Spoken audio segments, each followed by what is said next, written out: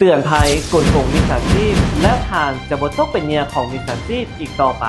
จากหลายๆรูปแบบที่มิจฉาชีพมีการตัวโยนหลอกลวงบอกว่าจะเป็นการสร้างเพจปลอมขึ้นมา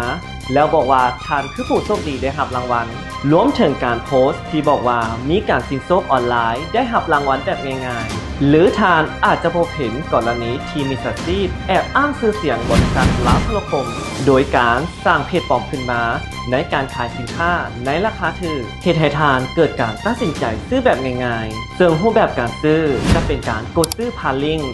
และข้อมูลของทานอาจจะถูกแฮ็กไปตามลิงก์นั้นก็เป็นได้นอกจากนั้นยังมีการสวมเสื้อในหลายๆรูปแบบบ่ว่าจะเป็นการนำเอารูปโลโก้ของบริษัทลาวโทรคมไปตั้งเป็นรูปโปรไฟล์ WhatsApp แล้วส่งหาลูกค้าซึ่งพวกเขาก็จะให้ทานประกอบข้อมูลส่วนตัวหรือข้อมูลบัญชีธนาคารและในที่สุดพวกเขาก็จะตัวยั่วเอารหัส OTP